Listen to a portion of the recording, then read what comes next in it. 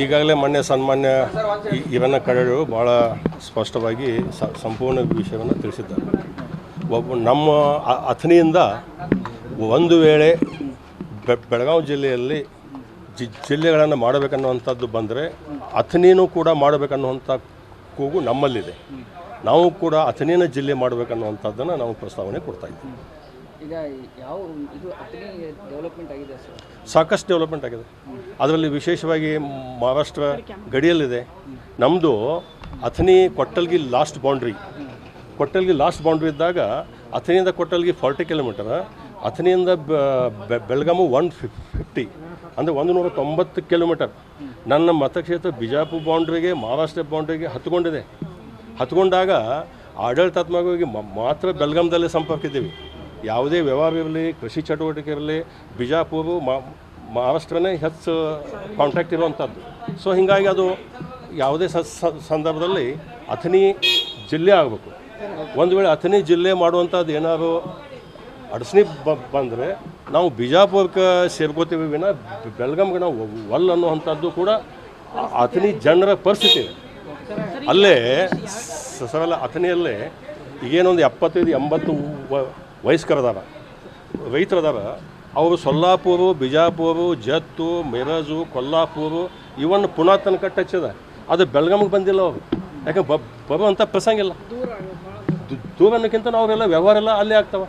ಮೆಡಿಕಲ್ಲಿ ಸಾಂಗ್ಲಿಗೆ ಹೋಗ್ತಾರೆ, ಮಿರಜ್ಗೆ ಹೋಗ್ತಾರೆ. ನಮ್ಮಲ್ಲಿ ಹೋದ ಉದ್ಯೋಗ ಎಲ್ಲ ಬಿಜಾಪುರ, ಸೊಲ್ಲಾಪುರ, ಕೊಲ್ಲಾಪುರಕ್ಕಿದೆ. ಆಡಳಿತಾತ್ಮಕವಾಗಿ ಇದ್ದವರಿಗೆ ಮಾತ್ರ ಬೆಳಗಾಂ ಸಂಪರ್ಕ ಇದೆ. ನಮ್ಮದು ಸ್ಪಷ್ಟವಾದ ನಮ್ಮ ಅಥಣಿ ಜನರ ನಿಲುವು ಅಥಣಿನೇ ಜಿಲ್ಲೆ ಆಗಬೇಕು. ರಾಜ್ಯಾಧ್ಯಕ್ಷ ಬದಲಾವಣೆ ಆಗಬೇಕಂತ ನಿಮ್ಮದೆಲ್ಲ ಹೋರಾಟ ಇತ್ತು ಸರ್. ಎಲ್ಲಿಗೆ ಬಂತು ಸರ್ ಅದು? ಕಾರ್ಯಕರ್ತರು ಅದು ಹೋರಾಟನಲ್ಲ, ಯಾವುದೂ ಅಲ್ಲ. ಯಾವುದೇ ಸಂದರ್ಭದಲ್ಲಿ ಭಾರತೀಯ ಜನತಾ ಪಕ್ಷದ ವರಿಷ್ಠರು ಎಲ್ಲರನ್ನ ವಿಶ್ವಾಸಕ್ಕೆ ತೆಗೆದುಕೊಂಡು ಪಕ್ಷವನ್ನು ಕಟ್ತೀವಿ. 2028ರಲ್ಲಿ ಭಾರತೀಯ ಜನತಾ ಪಕ್ಷ ಅಧಿಕಾರಕ್ಕೆ ಬರೋದು ನಿಶ್ಚಿತ. ಅಧ್ಯಕ್ಷ ಬದಲಾವಣೆ ಆಗ್ತಾರ ಸರ್? ಯಾವುದೇ ನಿರ್ಣಯವನ್ನು ಹೈಕಮಾಂಡ್ ಅವ್ರು ತಗೋದು. ಹೈಕಮಾಂಡ್ ಯಾಕೆ ತಗೊಳ್ತಿಲ್ಲ ಅಂತ ದಿಲ್ಲಿ ಒಳಗೆ ತೋತಾರೆ ನೋಡಿ. ಹೈಕಮಾಂಡು ನಮ್ಮಲ್ಲಿ ಪ್ರಜಾಪ್ರಭುತ್ವ ವ್ಯವಸ್ಥೆ ಇದೆ ಭಾರತೀಯ ಜನತಾ ಪಕ್ಷದಲ್ಲಿ. ಅವರು ಎಲ್ಲರನ್ನ ವಿಶ್ವಾಸಕ್ಕೆ ತೆಗೆದುಕೊಂಡು ಮಾಡ್ತಾರೆ. ಬದಲಾವಣೆ ಆಗದವನಾಯಿತು, ಇಲ್ಲ ಅಂದ್ರೂ ಆಯಿತು, ವಿಶ್ವಾಸಕ್ಕೆ ತಗೋತಾರೆ. ಅವ್ರು ಬಂದರೆ ಒಳ್ಳೆಯದು. ಯಾಕಂದರೆ ಯತ್ನಾಳ್ ಅವ್ರದ್ದು ನಮ್ಮ ಗಡಿಭಾಗದಲ್ಲಿ ಅವ್ರದ್ದೇ ಆದಂಥ ಒಂದು ಪ್ರಭಾವ ಇದೆ. ಹಿಂದುತ್ವ ಮೇಲಿರ್ಬೋದು ಅಥವಾ ವೈಯಕ್ತಿಕವಾಗಿರ್ಬೋದು. ನಡುವ ಅವರು ಸಾಕಷ್ಟು ಸಮುದಾಯ ಬಗ್ಗೆ ಪಂಚಮಸಾಲಿ ಇದಿರ್ಬೋದು, ಹಲವಾರು SC ST ಇರ್ಬೋದು, ಹಾಲುಮತ ಇರ್ಬೋದು, ಅವರೆಲ್ಲರ ಪರವಾಗಿ ಮಾತಾಡೋಂಥವ್ರು. ಹೀಗಾಗಿ ಬಿಜಾಪುರ, ಬೆಳಗಾವಿ, ಬಾಗಲಕೋಟೆ ಅಪ್ ಟು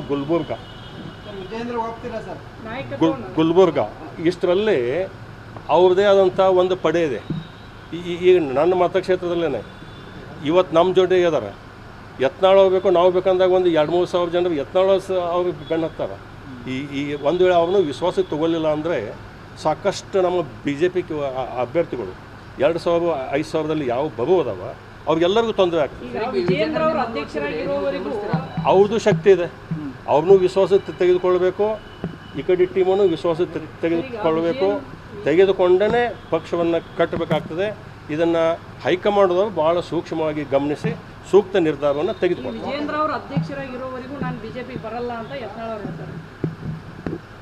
ಅದು ಯಾವುದೇ ಸಂದರ್ಭದಲ್ಲಿ ಹೈಕಮಾಂಡ್ದವರು ಎಲ್ಲರನ್ನ ವಿಶ್ವಾಸಕ್ಕೆ ತೆಗೆದುಕೊಳ್ಳಲೇಬೇಕಾಗ್ತದೆ.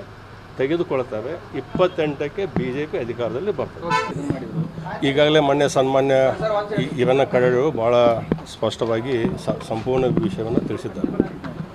ನಮ್ಮ ಅಥಣಿಯಿಂದ ಒಂದು ವೇಳೆ ಬೆಳಗಾವಿ ಜಿಲ್ಲೆಯಲ್ಲಿ ಜಿಲ್ಲೆಗಳನ್ನು ಮಾಡಬೇಕನ್ನುವಂಥದ್ದು ಬಂದರೆ ಅಥಣಿನೂ ಕೂಡ ಮಾಡಬೇಕನ್ನುವಂಥ ಕೂಗು ನಮ್ಮಲ್ಲಿದೆ.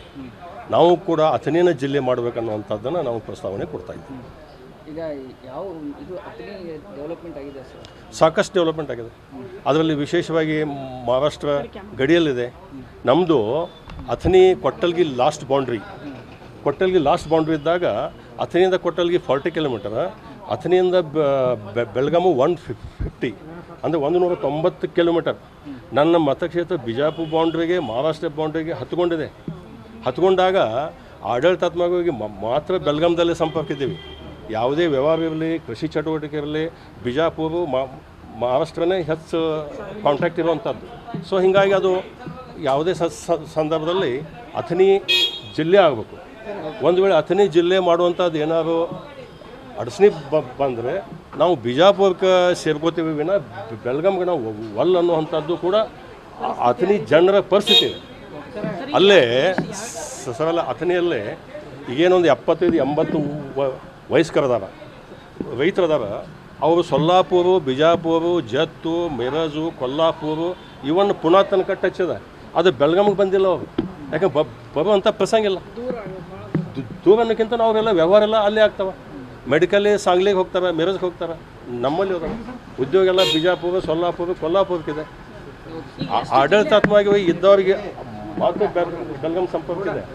ನಮ್ಮದು ಸ್ಪಷ್ಟವಾದ ನಮ್ಮ ಅಥಣಿ ಜನರ ನಿಲುವು, ಅಥಣಿನೇ ಜಿಲ್ಲೆ ಆಗಬೇಕು. ರಾಜ್ಯಾಧ್ಯಕ್ಷ ಬದಲಾವಣೆ ಆಗಬೇಕು ಅಂತ ನಿಮ್ಮದೆಲ್ಲ ಹೋರಾಟ ಇತ್ತು ಸರ್. ಎಲ್ಲಿಗೆ ಬಂದು ಸರ್ ಅದು ಕಾರ್ಯಕರ್ತರು? ಅದು ಹೋರಾಟನಲ್ಲ, ಯಾವುದೂ ಅಲ್ಲ. ಯಾವುದೇ ಸಂದರ್ಭದಲ್ಲಿ ಭಾರತೀಯ ಜನತಾ ಪಕ್ಷದ ವರಿಷ್ಠರು ಎಲ್ಲರನ್ನ ವಿಶ್ವಾಸಕ್ಕೆ ತೆಗೆದುಕೊಂಡು ಪಕ್ಷವನ್ನು ಕಟ್ತೀವಿ. 2028ರಲ್ಲಿ ಭಾರತೀಯ ಜನತಾ ಪಕ್ಷ ಅಧಿಕಾರಕ್ಕೆ ಬರೋದು ನಿಶ್ಚಿತ. ಅಧ್ಯಕ್ಷ ಬದಲಾವಣೆ ಆಗ್ತಾರಾ ಸರ್? ಯಾವುದೇ ನಿರ್ಣಯವನ್ನು ಹೈಕಮಾಂಡದವ್ರು ತಗೋದು. ಹೈಕಮಾಂಡ್ ಯಾಕೆ ನಿರ್ಣಯ ತಗೊಳ್ತಿಲ್ಲ ಅಂತ ದಿಲ್ಲಿ ಒಳಗೆ ತಗೋತಾರೆ ನೋಡಿ.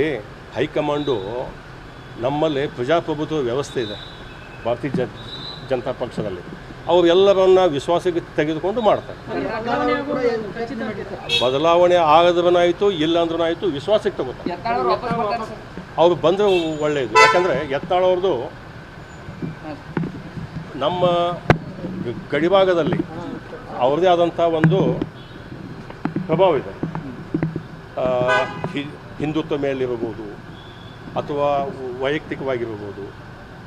ನಡು ಅವರು ಸಾಕಷ್ಟು ಸಮುದಾಯ ಬಗ್ಗೆ ಪಂಚಮಸಾಲಿ ಇದಿರ್ಬೋದು, ಹಲವಾರು SC ST ಇರ್ಬೋದು, ಹಾಲುಮತ ಇರ್ಬೋದು, ಅವರೆಲ್ಲರ ಪರವಾಗಿ ಮಾತಾಡೋಂಥವ್ರು. ಹೀಗಾಗಿ ಬಿಜಾಪುರ, ಬೆಳಗಾವಿ, ಬಾಗಲಕೋಟೆ ಅಪ್ ಟು ಗುಲ್ಬರ್ಗ, ಗುಲ್ಬರ್ಗ ಇಷ್ಟರಲ್ಲಿ ಅವ್ರದ್ದೇ ಆದಂಥ ಒಂದು ಪಡೆ ಇದೆ.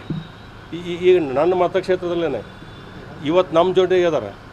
ಯತ್ನಾಳ್ ಹೋಗ್ಬೇಕು, ನಾವು ಬೇಕಂದಾಗ ಒಂದು 2-3 ಸಾವಿರ ಜನರು ಯತ್ನಾಳ್ ಅವ್ರಿಗೆ ಬೆನ್ನು ಹತ್ತಾರೆ. ಈ ಒಂದು ವೇಳೆ ಅವ್ರನ್ನೂ ವಿಶ್ವಾಸಕ್ಕೆ ತಗೊಳ್ಳಿಲ್ಲ ಅಂದರೆ ಸಾಕಷ್ಟು ನಮ್ಮ BJP ಅಭ್ಯರ್ಥಿಗಳು 2000-5000ದಲ್ಲಿ ಯಾವ ಬರುವುದವ ಅವ್ರಿಗೆಲ್ಲರಿಗೂ ತೊಂದರೆ ಆಗ್ತದೆ.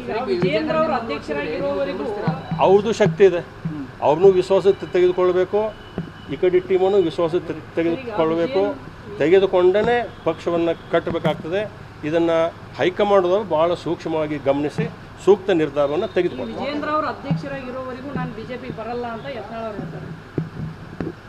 ಅದು ಯಾವುದೇ ಸಂದರ್ಭದಲ್ಲಿ ಹೈಕಮಾಂಡ್ದವರು ಎಲ್ಲರನ್ನ ವಿಶ್ವಾಸಕ್ಕೆ ತೆಗೆದುಕೊಳ್ಳಲೇಬೇಕಾಗ್ತದೆ, ತೆಗೆದುಕೊಳ್ತಾರೆ. 28ಕ್ಕೆ BJP ಅಧಿಕಾರದಲ್ಲಿ ಬರ್ತದೆ.